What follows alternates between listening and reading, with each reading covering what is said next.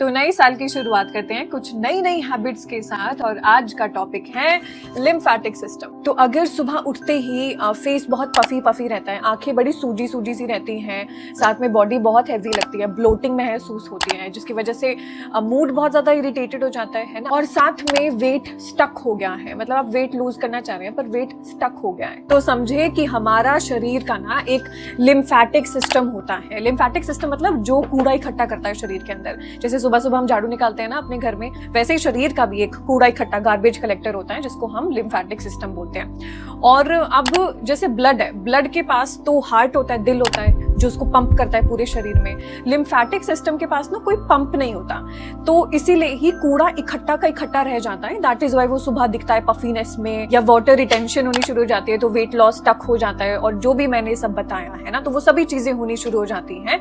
That is why हमारे जो lymph fluids हैं, ये जो कचरा इकट्ठा हुआ है ना, इसको ना थोड़ी सी मूवमेंट चाहिए होती है कि वो शरीर में थोड़ा मूव करे और फिर बाहर की ओर निकल जाए। और वो मूवमेंट के लिए पुश कौन देगा, कौन बनेगा पंप? तो हम ही बनेंगे हमारी बॉडी के लिए, है ना।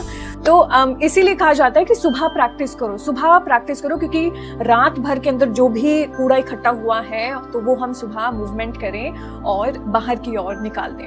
लोग बोलते हैं ना कि हम तो बड़ी अच्छी डाइट फॉलो कर रहे हैं फिर भी बॉडी ब्लोटेड ही रहती है, तो वो फैट नहीं है, वो ये प्रॉब्लम है। और पता है इसीलिए ही मैंने ये झटपट अपने रूटीन में ऐड कर लिया। सुबह उठते ही मैं अपनी नेक के से कॉलर बोन तक, फिर बाहर की ओर आर्मपिट्स पे, थोड़ा सा इनर थाइज पे, बैक ऑफ द नीज पे, ये कुछ एरियाज होते हैं जहाँ पे लिम्फ नोड्स होते हैं बहुत ज्यादा, जिससे लिम्फेटिक, जिनको हम थोड़ा सा मसाज दें, रबिंग दें, तो लिम्फेटिक सिस्टम को सपोर्ट मिलता है और ड्रेनेज होती है। So that is why this is very important. इसीलिए सुबह एक्सरसाइज करनी इंपॉर्टेंट है और इन लिम्फ नोड्स को थोड़ा एक्टिवेट करके, रबिंग करके बाहर निकालने की भी जरूरत होती है।